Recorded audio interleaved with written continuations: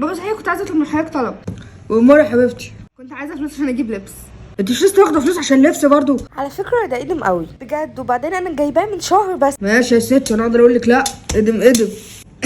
وانا بابا كمان كنت محتاجه فلوس. ليه بقى ان شاء الله؟ عشان الرحله اللي قلت لحضرتك عليها قبل كده وقلت لي افكرك تاني. هات الرغيف ده. عينيا. ايوه فاكر حاجه زي كده.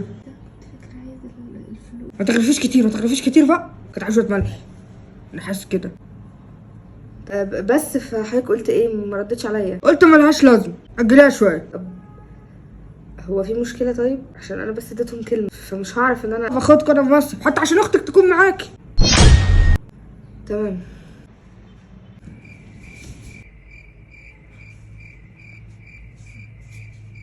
على ده ولا غيره؟ لا علي السيف ده حلو.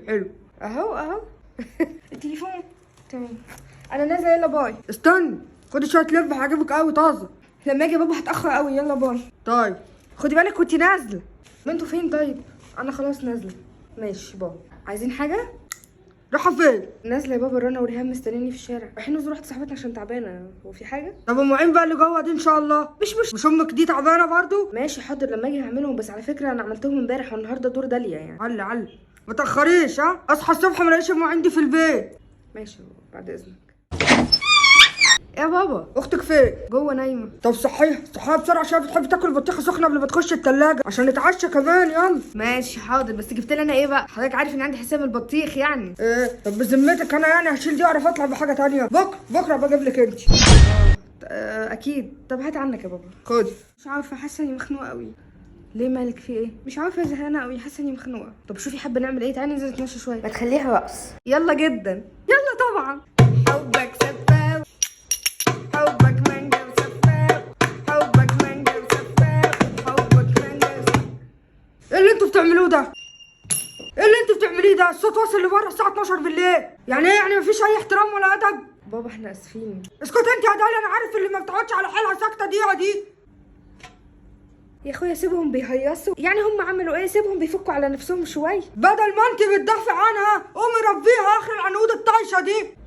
وايه لازمته الكلام ده؟ طيب لا مش حقيقي على فكره، مش حقيقي ان حضرتك اصلا بتعاملني على اني اخر العنقود، ولا ان عمرك دلعتني مثلا. وانا مش طايشه يا بابا على فكره، عشان اي حاجه تحصل في البيت حضرتك تيجي تحاسبني كاني مفيش حد غيري هو اللي بيغلط. انا اي حاجه بطلبها من حضرتك مهما كانت بسيطه بتدخلي في 100 حوار وما بترضاش توافق عليها اصلا. في نفس الوقت اللي روداليا قالت لك مهما كان الحوار كبير بتوافق.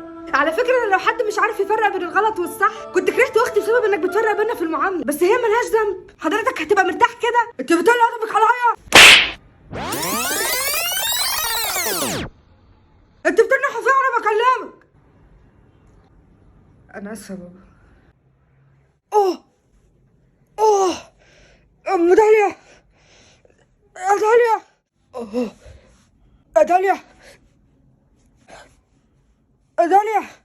ام داليا،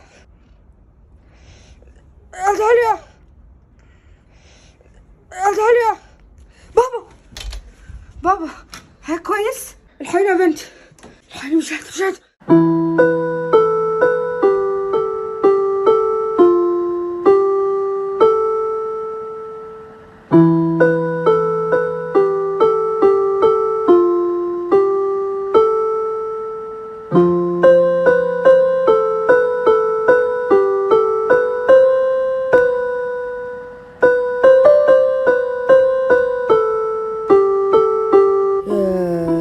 بقى انت يا بنتي تطلعي بالحنية دي مع ان عندك 1000 سبب يخليكي تكرهيني، اولهم معاملتي ليكي. وانا كان عندي 1000 سبب يخليني احبك، بس ما كنتش شايف غير ان كان نفسي الخلفة التانية تبقى ولد مش بنت، واخدت منك موقف كأنه بيدك او بايدي. نسيت ان في ناس بتتمنى ضفر عيل وانا عندي 2 وما كنتش راضي. سامحني يا رب، سامحني وخليها تسامحني.